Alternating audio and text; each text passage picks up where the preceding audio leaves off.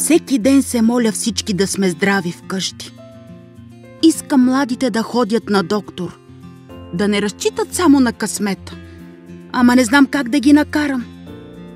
Дали да не викна някой от тези нашите хора, здравните медиатори, да им поговори, да им каже, че е добре да се ходи на прегледи, дори и да ти няма нищо.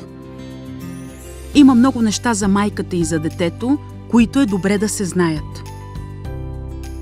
Ходете на доктор отрано. Дори и да не сте здравно осигурени, имате право на 4 прегледа през бременността. Всяка жена в България има право на безплатно раждане. Водете и децата на доктор. До 18 години прегледите се плащат от държавата. Направете всички ваксини, които докторът каже. Те са безплатни и предпазват от сериозни болести. Не лекувайте сами бебетата. Докторът знае как да им помогне най-добре. Лекарствата за възрастни са опасни за децата. Не им ги давайте.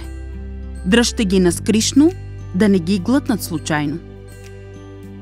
Ако бебето повръща често или има силно разстройство, водете го на доктор, защото бързо може да му стане много лошо. Питайте доктора и за здравите бебета. Как да се грижите за тях. Не слагайте сол във водата за къпане. Не мъжете бебетата с яйца и мас. До 1 годинка не им давайте сол и захар. А знаете ли, че кърменото бебе боледува много по-рядко? И знаете ли, че за бебето е важно и бащата да му говори и да играе с него? И друго важно. Има как заедно да решите кога да се роди първото ви дете и колко деца да имате. Така и родителите и децата ще живеят по-добре. Лесно е. Жената може да си сложи спирала или да ползва друго предпазно средство скоро след раждането.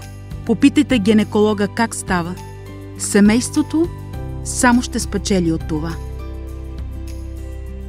Каквото и да има, за здраве или за болест, питайте здравните медиатори. Те не преглеждат и не лекуват, но знаят къде да ви пратят.